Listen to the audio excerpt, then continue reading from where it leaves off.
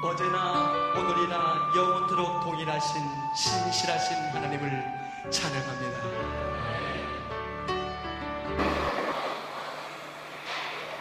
하나님의 보호하심이라는 말씀인데요. 본문을 다시 보면 너희는 말세에 나타내기로 예비하신 구원을 얻기 위하여 믿음으로 말미암아 하나님의 능력으로 보호하심을 받았다라고 하고 있습니다. 이 말씀 가운데서 베드로가 박해를 받고 있는 그런 성도들에게 글을 쓰고 있는 그런 정도를 보면 부분을 보게 됩니다. 6절에 보면 너희가 여러 가지 시험으로 잠깐 근심하게 되지 않을 수 없으나 라고 합니다. 그리고 7절에서는 불로 연단한다 이런 표현이 나옵니다. 이런 표현은 막연히 조심하라는 얘기가 아니라 실질적인 상황을 놓고 하는 그런 얘기입니다. 베드로전서가 쓰이기를 64년에 쓰였습니다. 그때는 바로 로마에서 일어난 화재가 있을 때입니다. 그래서 로마에 화재가 일어나니까 아주 민심이 아주 나빴습니다. 그럴 때 그때 당시 황제였던 네로가 좋지 않는 그 상황을 어떻게 하면 돌파를 할까 생각을 하다가 기독교인들을 박해하기로 결정을 합니다. 로마에서 일어난 이런 박해는 그래서 로마에만 국한되는 것이 아니었고 그 주위의 모든 나라들, 즉 그 주위의 모든 나라들은 다 이미 로마가 지배를 하고 있었습니다.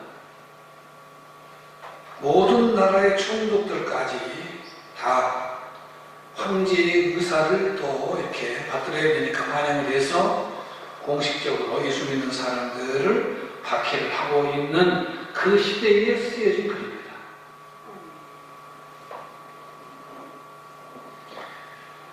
그러니까 소아시아 지역도 로마 제국 안에 있었기 때문에 그런 영향 속에 지금 들어있는데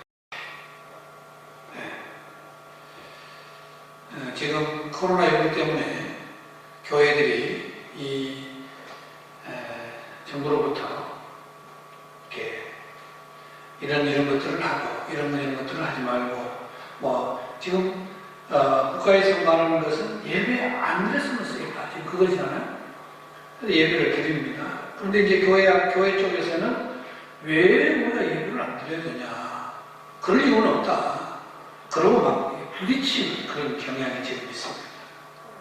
그런 부분도 좀 잘 이렇게 슬기롭게 하면 좋을 텐데 그냥 무슨 구청에서 나와서 예배 드리면 안 드리면 좋겠다 무슨 명령조 드리지 마세요 그러지는 않는 것 같아요.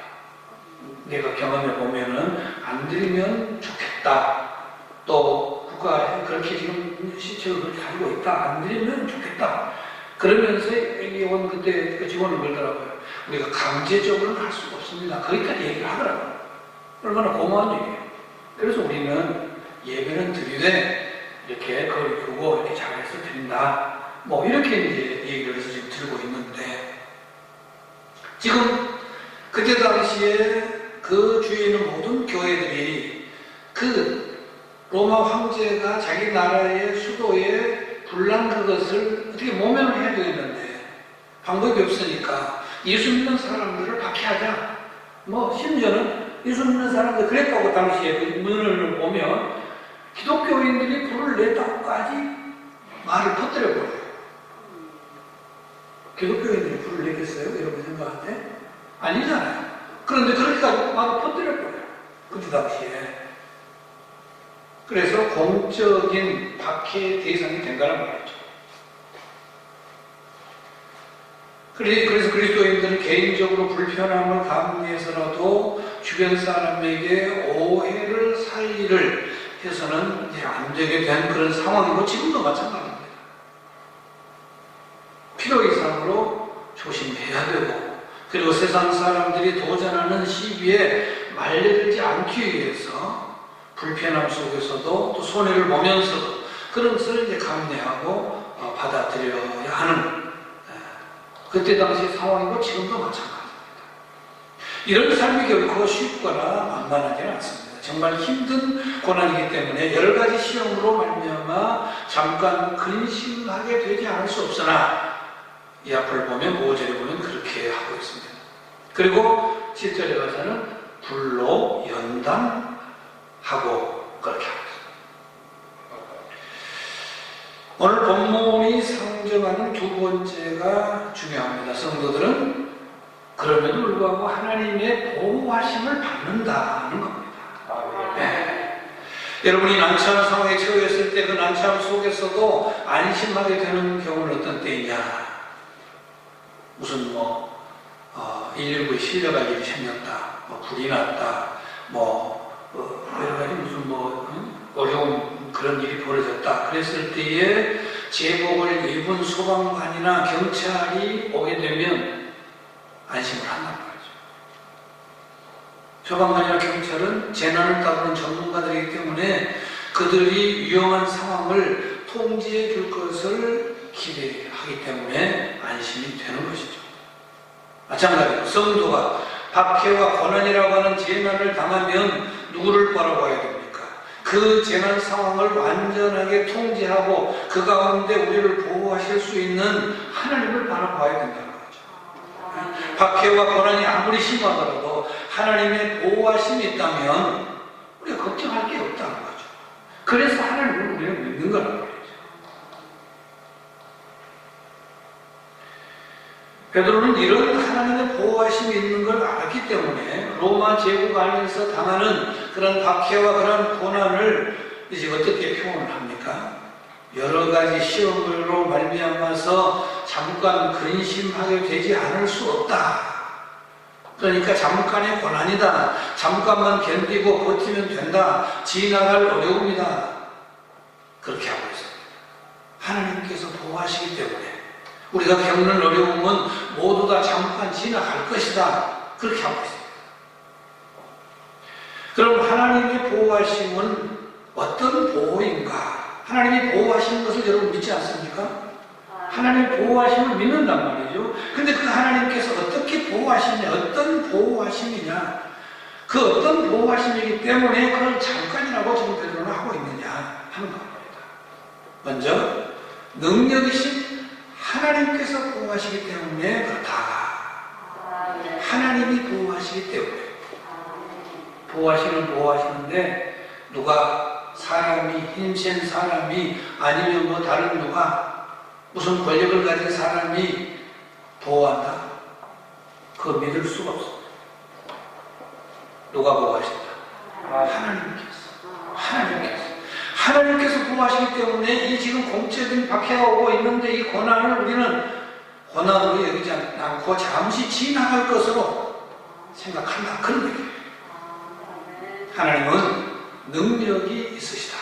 만약 우리를 보호하시는 하나님이 능력이 없는 분이라고 한다면 그의 보호하심을 받을 필요도 없고 그럴 수도 없습니다. 영화 버틀러라고 하는 그런 영화를 보신 분도 있을 텐데 이 미국 남부 목화밭에서 일하고 있는 어린 주인공이 백인 주인으로부터 어머니가 성폭행을 당하는 것을 지켜볼 수밖에 없었습니다. 그냥 노예로 지금 일하고 있기 때문에 그냥 지켜볼 수밖에 없다. 그리고 얼마 되지 않아서 아버지가 그 백인 주인의 총에 맞아서 쓰러진 것을 또 보게 됩니다. 어린 시절에 이 경험을 이제 하게 되는데 그가 정말 이런 문제를 어떻게 하면 해결을 할까? 이런 어려움을 어떻게 극복할까? 아니면 이 한스러운 이것을 어떻게 하면 내가 벗어날 수 있을까? 그는 평생토록 고군분투하면서 살아갑니다. 그래서 그는 노력한 만큼 백악관에 들어가게 되고 백악관에서 버틀러가 되어서 트루먼으로부터 레이건에 이르기까지 8명의 대통령이 지내는 동안에 버틀러로 일을 하게 됩니다. 그러는 가운데 그는 자신과 가족을 보호하기 위해서 철저히 자신을 감춘 채 상대방의 심중을 헤아리는 그런 이중 얼굴로 살아가게 됩니다. 그는 그렇게 할 수밖에 없었습니다. 버틀러란 말이 무슨 말인가? 혹시 아시는 분 있어요? 버틀러, 대통령의 집사입니다. 대통령의 모든 그 대통령의 일상, 정치적인 것 말고 대통령의 일상, 개인적인 삶, 이 모든 것을 다 먹는 것부터 시작해서 모든 것을 생활 전부를 이렇게 통과하는 사람. 근데 그 사람은 그렇게 철저하게, 대통령 한 사람도 아니고 이 많은 사람들의 집사로 백악관에서 계속 있었다고 하는 것은 보통 사람이 아닙니다. 그런데 그 큰아들은 흑인 인권 운동가가 되어서 자신의 그 아버지의 보호에서 벗어나 버리고 작은 아들은 월남전에 참여했다가 전사자로 돌아옵니다. 자신이 지켜야 할 것들을 지키기 위한 이 한 흑인의 처절한 삶이 오늘 우리는 이 사람의 삶에서 보여지게 되고 또 그것을 깨닫는 것이 이 영화의 마지막 부분입니다. 인간은 자신이 소중하게 여기는 것들 그리고 자기 자신을 보호하기 위해서 철저하게 발버둥 치면서 살아갑니다. 그런데도 자신이 지키고 보호하고자 하는 것들을 온전히 보호할 수 없고 또한 지켜낼 수가 없는 것이 인간입니다. 세상에서 자신이 보호할 것들을 지켜내며 살아간다는 것은 이렇게 어렵습니다. 어쩌면 살얼음판을 걷는 것과 같은 그런 삶을 모두는 살아가고 있습니다. 설령 마지막까지 잘 이제 보호하며 왔어도 그것은 솔직히 자신의 능력이 아닌 세상 말들 하면 운이 좋아서 그렇게 됐다라고 할 수밖에 없습니다. 인간은 다른 피조물과 달리 잠재력이 무궁무진합니다. 그래서 노력하기에 따라서는 상상할 수 없는 놀라운 힘을 발휘를 하기도 합니다. 하지만 그런 인간의 능력에는 분명 한계가 있습니다. 자신의 능력으로 자신과 소중한 것들을 완벽하게 보호해낼 수가 없습니다. 자신이 통제할 수 없는 어려움이 닥치면 사실상 다른 방법이 없습니다. 그저 세상 말로 운에 맡길 수밖에 없습니다.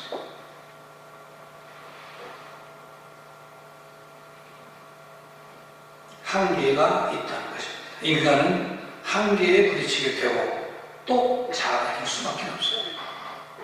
우리의 연약함으로는 우리 자신이나 소중하게 여기는 그런 모든 것들을 지키기에 부족하다는 얘기입니다. 하지만 본문은 이렇게 말합니다. 우리를 지키시는 것은 바로 하나님의 능력이다. 아무리 힘들고 아무리 감당하기 어려운 일이 다가온다고 할지라도 하나님의 능력이 우리를 지키신다라고 말씀을 합니다. 여러분 이 사실을 믿으시기를 바랍니다. 하나님의 능력을 믿으셔야 돼요. 하나님의 능력. 이렇게 어려울 때일수록 더 엎드려 기도하고 이렇게 어려울 때일수록 더 매달리고 하나님께 당시 소아시아 지방에는 황제 네로의 광적인 조치로 인해서 공적인 박해와 개인적인 고난이 점차 늘어납니다.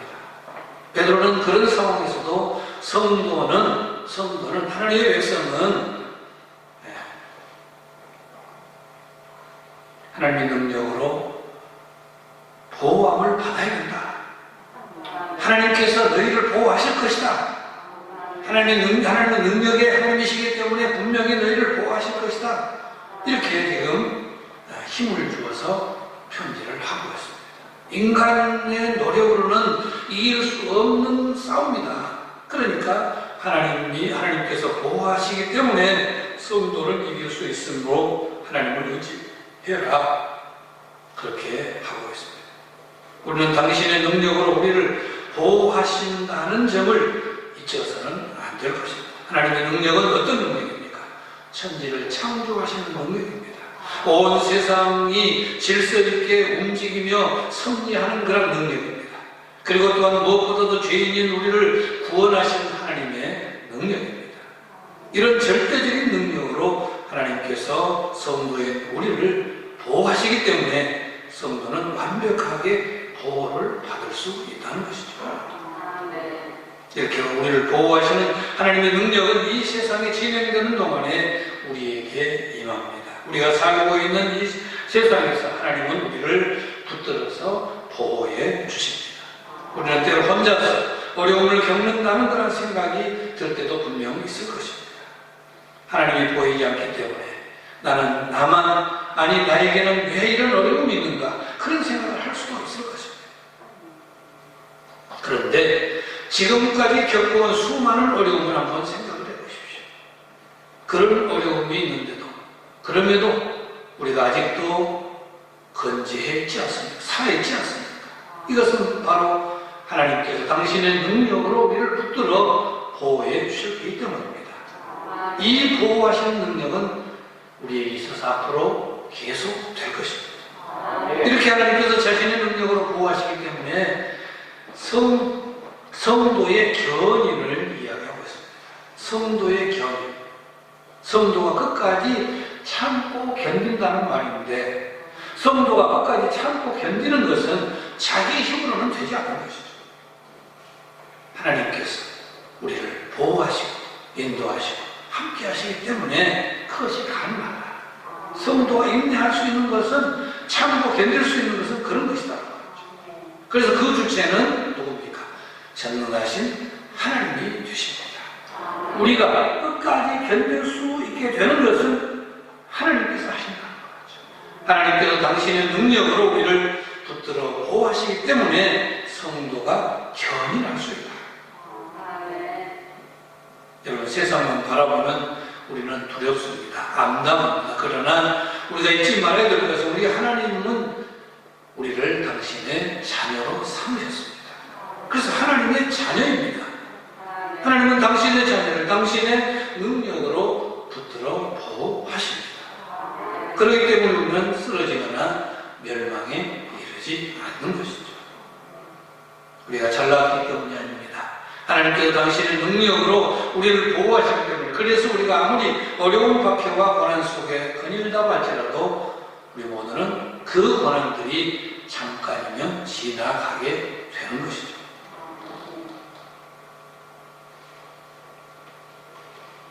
두 번째는 우리가 구원을 얻도록 하나님께서 보호하시기 때문에 잠깐 지나가는 고난이 되어진다. 무엇이든지 우리는 궁극적인 도달점을 보아야 됩니다. 하나님께서 당신의 능력으로 아무리 우리를 붙들어 보호하신다고 할지라도 궁극적으로 우리에게 보장되는 것이 없다면 어떻게 될까? 지금 현재 보호받는 것은 별 의미가 없게 될 것입니다. 그런데 짧은 오늘의 본문에서 분명히 밝히고 있는 것은 무엇입니까? 하나님께서 우리를 당신의 능력으로 보호하시는데 그것은 바로 마지막 날에 나타나기로 한 구원을 얻을 것을 목적으로 하고 있다라고 하고 있습니다. 그러니까 구원을 목적으로 우리를 보호하신다는 겁니다. 목적이 없는 보호가 아니라 목적이 없는 인도하심이 아니라 목적을 가지고 우리를 보호하신다. 그 목적이 뭐냐? 구원이다. 구원. 너희는 하나님의 능력으로 보호하심을 받는 자들이다. 그렇게 보호하심은 말세에 나타내기로 예비하신 구원에 이르게 하시기 위함이다 라고 하고 있습니다. 즉 하나님께서 우리를 보호하시는 목적 자체가 구원에 이르게 하는 데 있다는 겁니다. 왜 하나님이 나를 보호하실까? 우리를 구원하시고 우리를 구원하시고 세상 사람들은 우리가 이야기하는 이 구원을 어떻게 생각하느냐? 그냥 종교적인 신념으로 생각합니다. 그러나 성경은 우리의 구원은 영혼의 구원이다. 그렇게 하고 있습니다. 이것은 지금도 일어나는 일입니다. 하지만 현재 일어나는 구원에 대해 사람들은 깨닫거나 느끼지를 잘 못합니다. 세상 사람들에게 영원히 구원받는 것은 경험되지 않는 일입니다. 그래서 그들은 그 자기들이 경험해 보지 못한 것을 놓고 우리가 구원 이야기를 하면 그것은 종교적인 하나의 신념이다. 그렇게 그냥 치부해버려요. 그런데 성도는 어떻습니까? 영혼 구원이 무엇인지 분명히 압니다.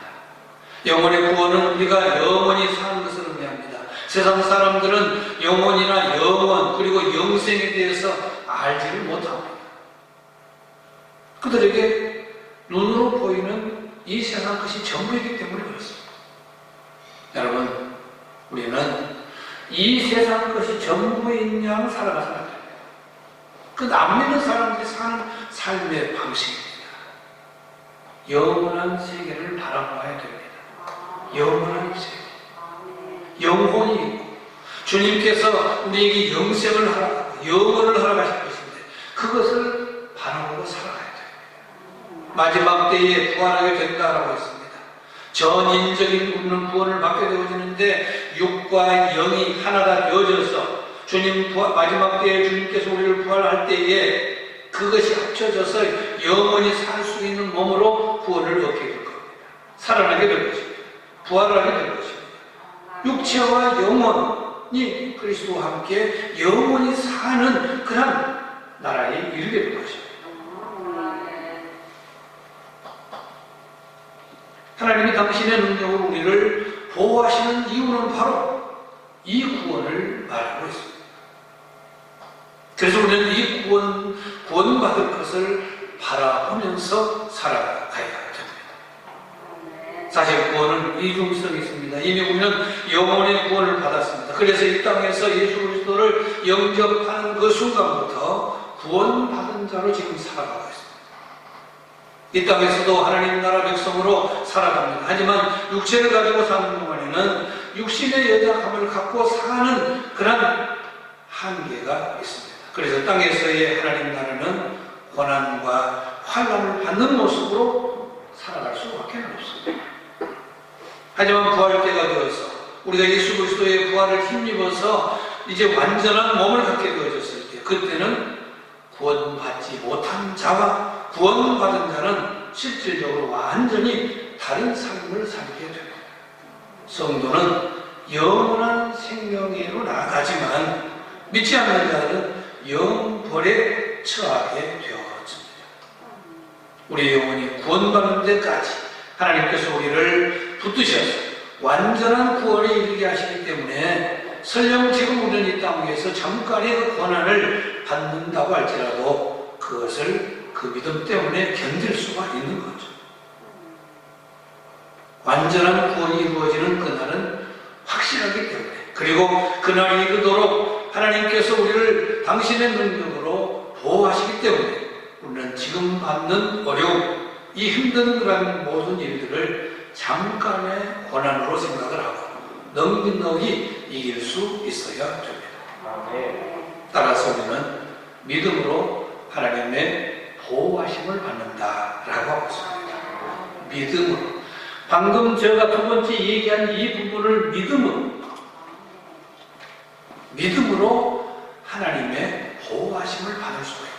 하나님께서 우리를 보호하시는 것은 무엇 때문에? 무엇 하시려고? 우리를 구원하시려고 보호하신다고 했습니다.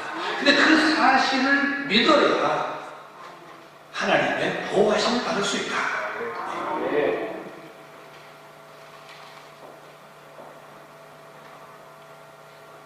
우리 말에서 무엇으로 라고 하면 그냥 살짝 지나가는 말로 생각을 합니다. 근데 우리 말이 아니라 원어에서는 아주 중요한 의미를 부여하고 있습니다. 즉 이런 것들이 이루어지는 데는 그 통로가 있는데 그 통로는 딱 하나다. 무엇으로? 하나다. 구원이 이루어지는 통로는 오직 딱 하나다. 즉 예수 그리스도를 믿음으로만 된다. 원을 보면 그렇게 되어 있어요. 그러니까 원어 그대로 이야기를 하면 너희는 하나님의 보호하심인데 그 보호하심은 세 가지로 이루어진다. 먼저 하나님의 능력으로 보호하심을 받고 마지막 날에 나타내기로 예비하신 영원 구원을 이루도록 하시는 그 보호하심을 받는데 세 번째로는 믿음을 통하여 보호하심을 받는다.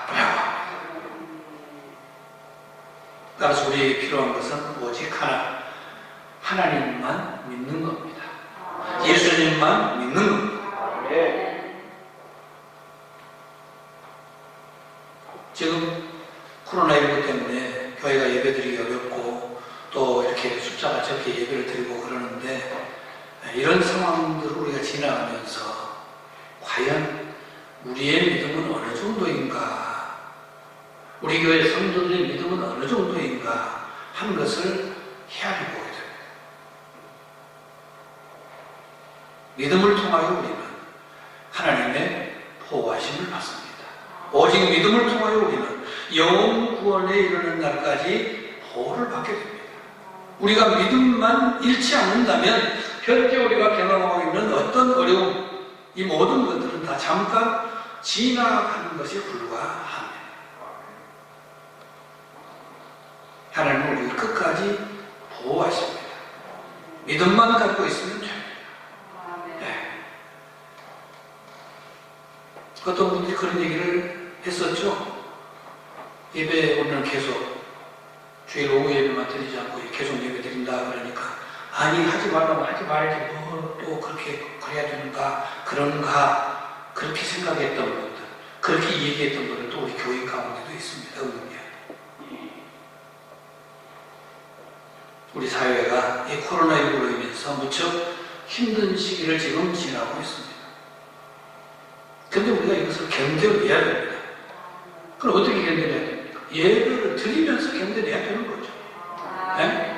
그냥 뭐 손 놓고 얼씨구나 하고 예배 안 드리고 견뎌낸다? 그거는 하나님 앞에서 우리의 모습이 옳은 모습이 아닙니다.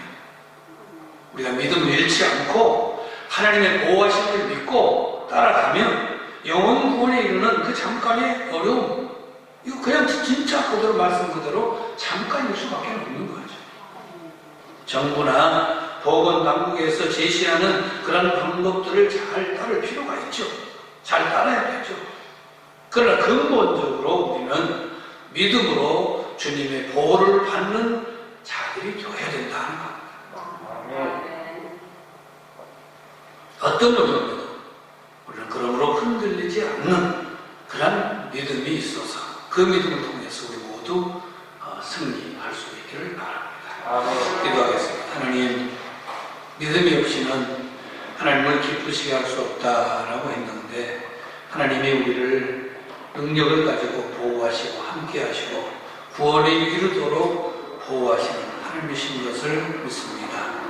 앞으로도 이 믿음 가지고 우리 어떤 어려움이 올지라도 그 어려움이 하나님이 보호하시기 때문에 잠깐이라고 하는 것을 잊지 않고 늘 승리하는 우리 모두 되게 해 주옵소서. 예수님의 이름으로 기도하옵나이다. 아멘. 이제는 우리 주 예수 그리스도의 은혜와 하나님의 크신 사랑하심과 성령의 교제하심이 여기 모든 성도들과 함께 하여지이다.